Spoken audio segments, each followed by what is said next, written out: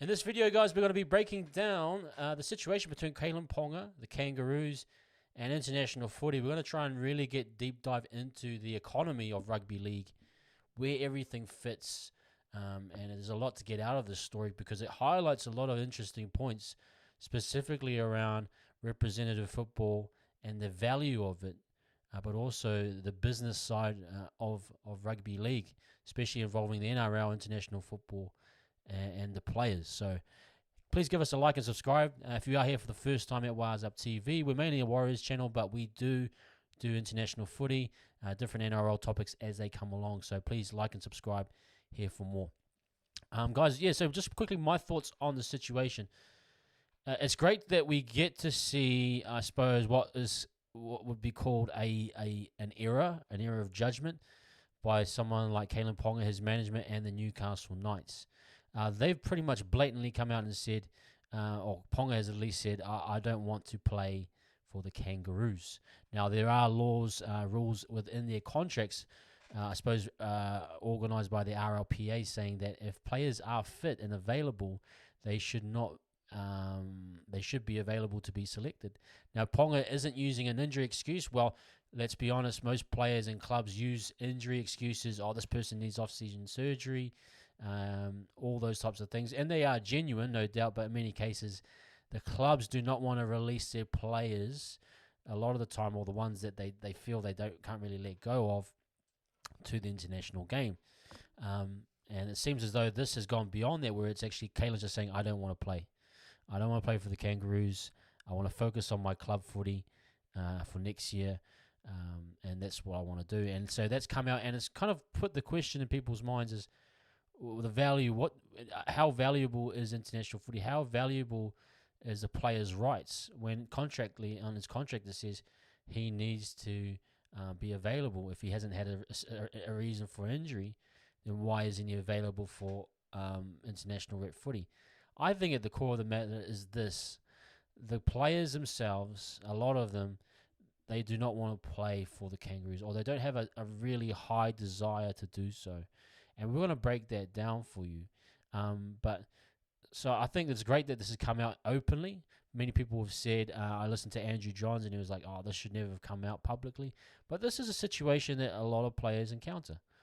A lot of players do not have the desire to represent the Kangaroos jersey, the Kiwis jersey, any other jersey, the England jersey at times. They'll find an excuse to rest up based on the fact ultimately that this is a very long, arduous rugby league season.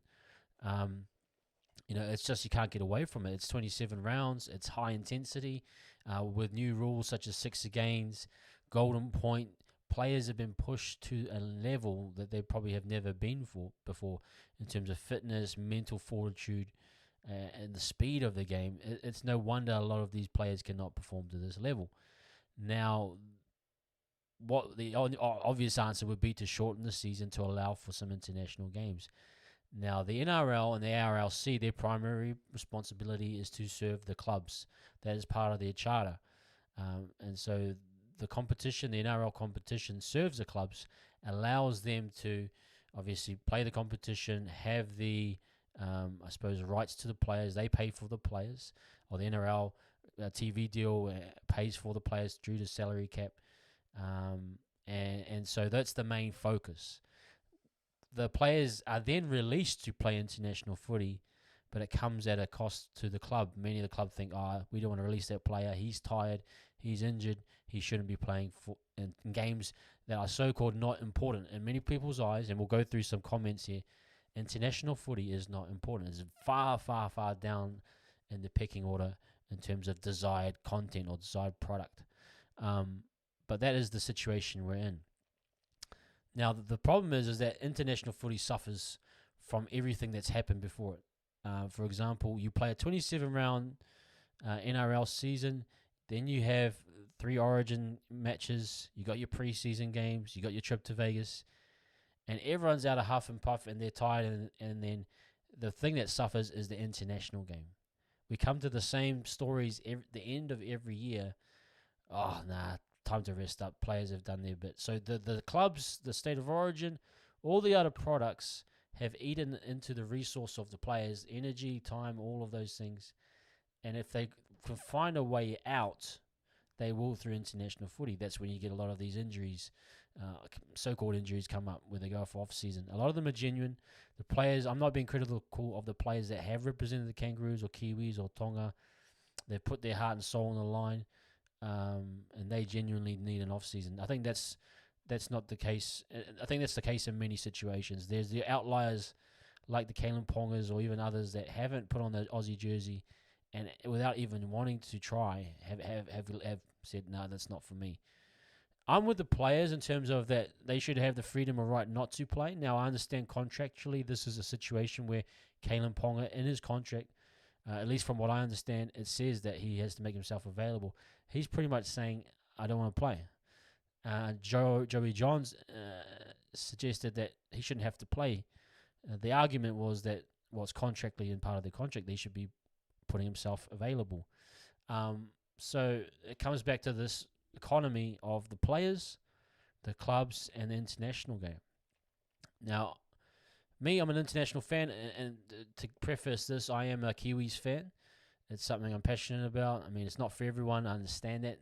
Not every fan or player desires to see, the Kangaroos or Kiwis or whoever play. But this is kind of, I suppose, from the perspective of the NRL and the comments of Volandis, they are trying to push it. They're trying to encourage the Pacific champions. They're trying to build that product.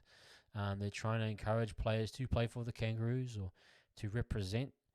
So this is probably the first time where they have had an initiative to kind of build the brand.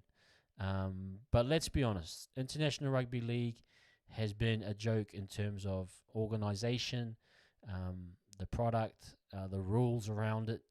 And we're coming to this point now that a star player, although he could technically play, he's only played 12 games this year, so you can't use the excuse of being tired.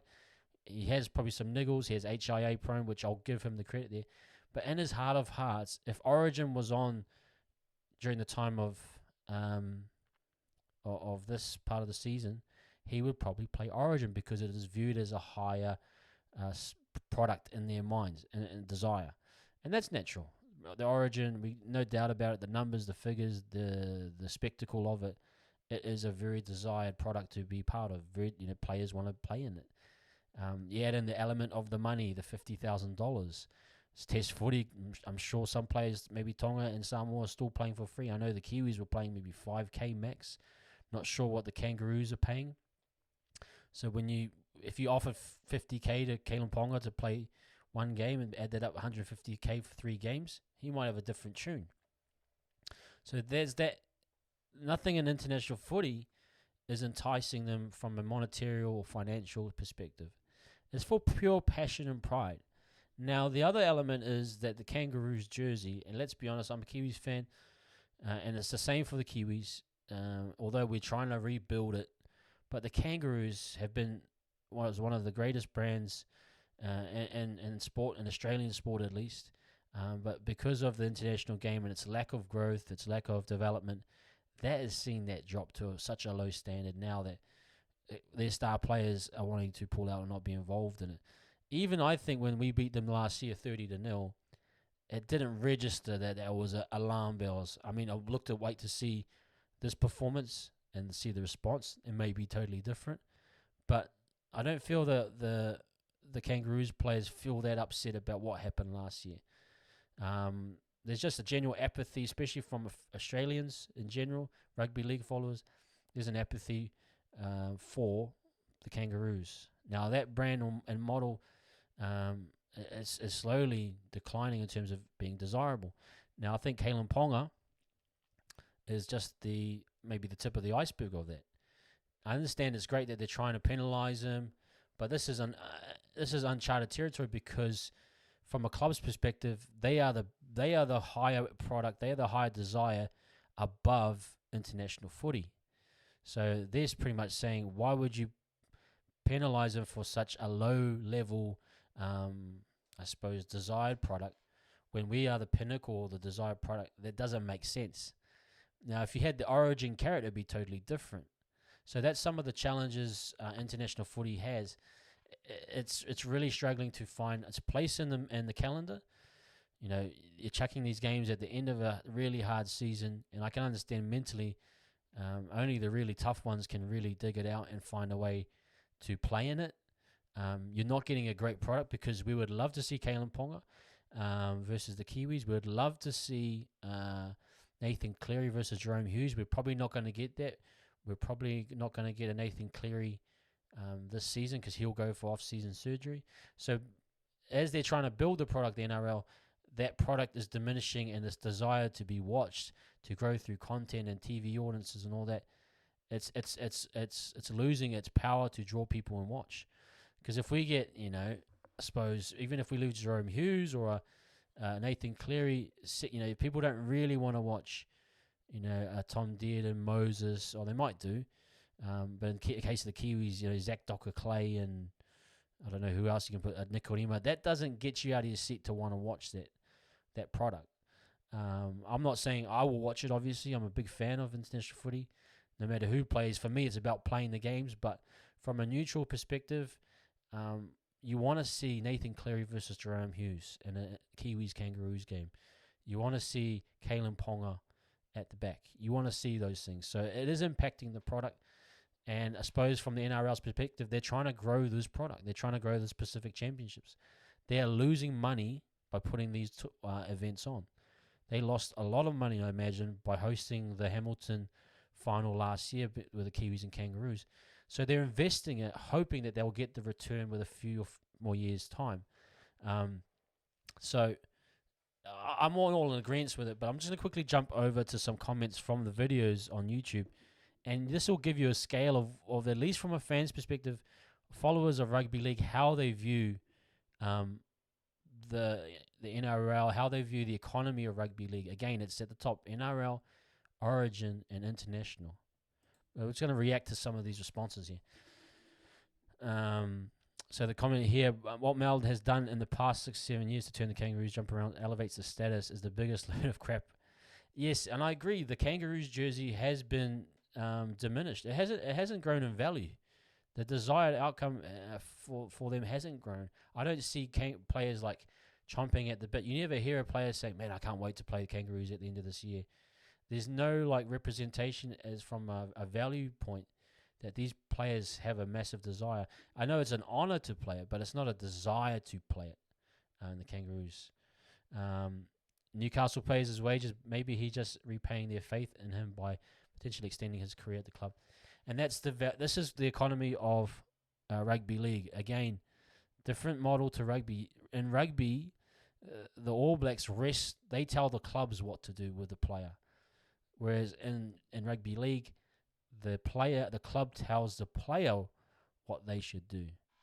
And that they're trying to win that power back. They want to control the player completely and say yes or no whether or not they will release him. But a lot of fans feel this way. I know a lot of fans are fans of their club first, their state, and then the Kangaroos is right at the bottom. They have no value for it. Who cares? It's his choice. Get over it. Yeah, and I agree with that too. If you do not want to play, then it's not going to be any beneficial to you or the team. For me, I like I said, maybe from a neutral perspective, they don't want to watch, really secondary halves. But for me as a Kiwis fan, this is about pride. You want to see players, even if they're New South Wales Cup or they're not of the high level, you do want to see them, those players that want to play for the jersey. That's what it's all about. Why so negative to Ponga? Sure. Yeah, and there is player welfare. He might want to keep his. I totally understand keeping the player healthy and fit. Yeah, this is a great one. I don't blame them. They play 27 rounds of footy, Origin, then they have to go play. Well, I don't agree with this last part. Meaningless international comp.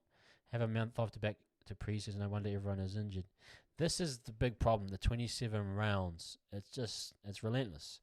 It doesn't stop. And I understand that the schedule is just way too long. I know Vlandis and Vlandis said that they wanted, once they get to 20 teams, they'll go to maybe 19, 20 rounds, which would be great because then there shouldn't be an excuse and it would naturally fit in the calendar to have an international program. But again, the big question is the economy. What do you do with the lost revenue for the clubs? What would happen then? What would happen when, your TV deal drops because you haven't got enough content? This is the big, big question you have to ask.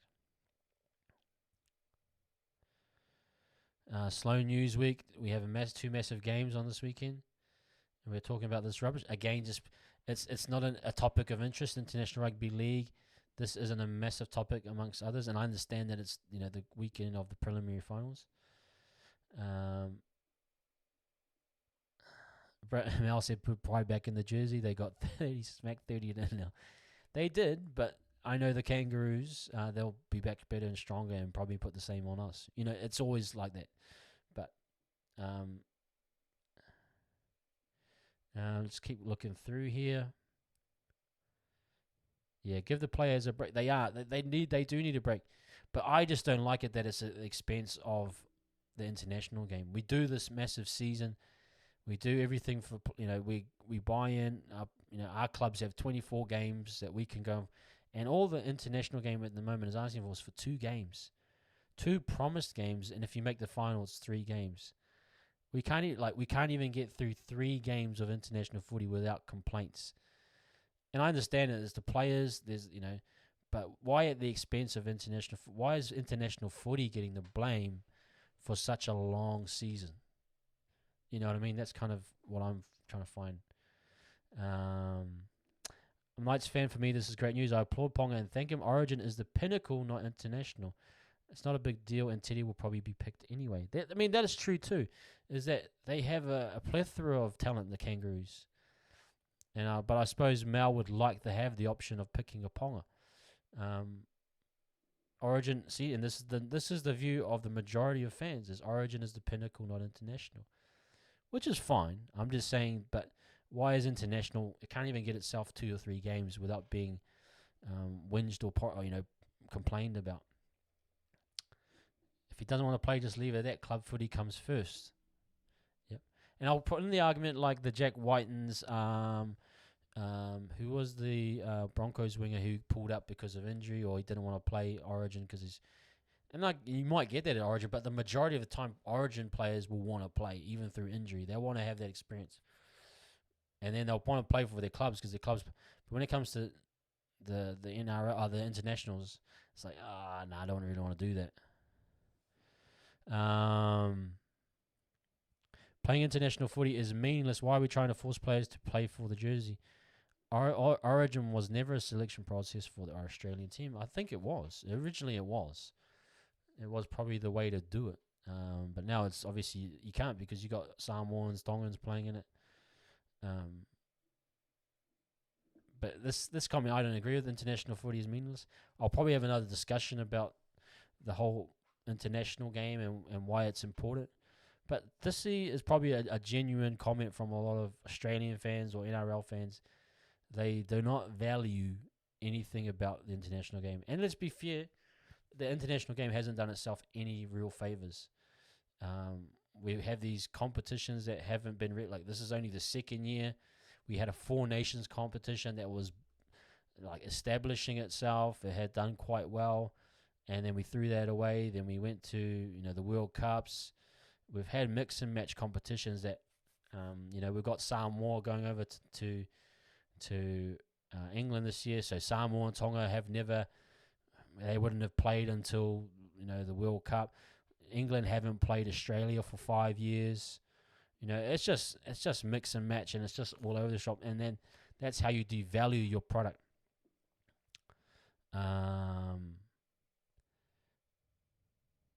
Yes, the Storm and the Teacup playing for the Kangaroos doesn't mean as much anymore for playing New South Wales or Queensland because it's the mismanagement of the international game. Yeah, I agree with that. The game is faster than ever. The season is 27 rounds, Origin, the finals. You want to add an international game after that, more and more players will remove themselves from international games with the current setup rightly. So the clubs play for their wage, or technically the NRL pays for their wage, I think. And they need to be available for their club. We've seen how damaging the sport can be of late. There's no point risking for international games, especially if your club needs you like the Knights need Ponga. Well, then that would suggest that international should go to domestic players. Imagine that. Kangaroos and Kiwis players and other would be run by domestic players. Could you ever see that?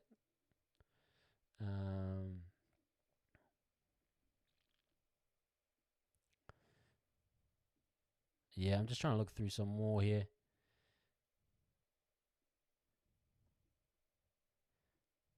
I think we get the gist of what most people are saying. Yeah, I mean, there's other fullbacks. There's a ton. Yes, insane. This is insane to me. Winning a premiership is the ultimate goal for all these players. Playing Origin and representing country is just a cherry on top, and arguably a high chance of getting injured. I'm surprised more players haven't skipped both. Well, again, like I said, the value of Origin, not many people would play injured for that. Like, who's it? The Moses that played the halves for the Blues, tore his bicep, was it, in the last third game?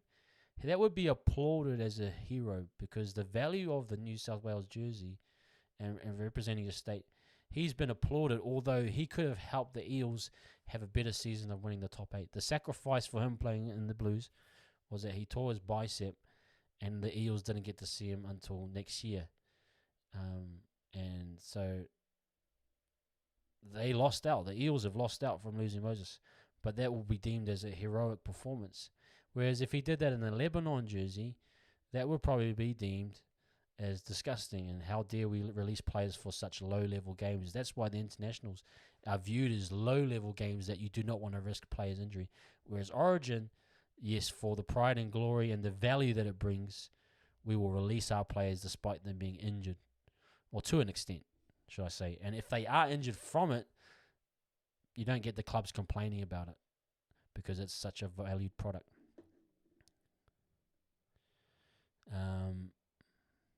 Anyway, I think that's the gist of what I'm trying to get at. But anyway, guys, for me, ultimately, it comes back to the value of the NRL, the value of International Rugby League. It isn't there yet, but it doesn't mean it should be thrown away like some fans here think. It should be played. It should be played by players that are passionate about it. We should be developing games and calendars that are robust. But then, to be honest, you cannot play like this forever. I doubt my captain, James Fisher-Harris, could play another season of... He's played the 24 games. He's going to be playing 27 if he reaches the final. And if he reaches that, 30 games. Now, Cam Smith and Thurston, I give them a lot of credit. Those guys played 35 games a year. That's just insane at the level that it is. And now that it's even faster with 6 games, golden points, and the fact that it's 27 rounds, but even though it's 27 rounds with the 3 buys, and it's only 24 games, you're still training those extra 3 weeks. You're still doing contact work. You're still doing... Your mind's still on the game. There's no time for a break. So the only solution to this, really, is you have to reduce the season to allow the players a bit more time. And then you have to play these games. You have to build the international game. You have to grow a desire for it. You have to grow the product and can be consistent to allow players to want to represent. Now, the World Cup, I think the World Cup has grown in value a bit. I would say maybe if Ponga was in the same situation and there was a World Cup, you might get a little bit more, not a ton more desire, but a little bit more desire. The World Cup is still a desired product. These other products like the Pacific Championships, not so much. But you got to build it over time. You have to build a desire. You have to make the players feel that this is important. But ultimately, it comes back to the person. It should be come back. How passionate are you about the Kangaroos? For me, Fisher Harris, I know my captain, he's very passionate about the Kiwis. I know a lot of other players that are passionate about the Kiwis. Now, some are injured. Kieran Foran, he's had to have surgery. You can't avoid those ones. But in his heart of hearts, he would always put on the black and white jumper. So Ponga's a bit of an outlier. I wouldn't say that's for everyone. I'm sure a lot of the players, maybe not the majority, but maybe half and half, would still love to represent the Kangaroos. But, some players just will not want it. And that's fine, but we have to get the economy right. We've got to, We've got to improve the players, the clubs, NRL, all have to get on the same page. But guys, that's my review of that situation. We'll be back around more for more Pacific Championship stuff coming up. But please give us a like and subscribe here at Wires Up TV for more content. But me and my friend Ash will be covering more of this in the next couple of weeks. But enjoy your finals footy on Friday night and Saturday night, and we'll catch you again next time. Peace.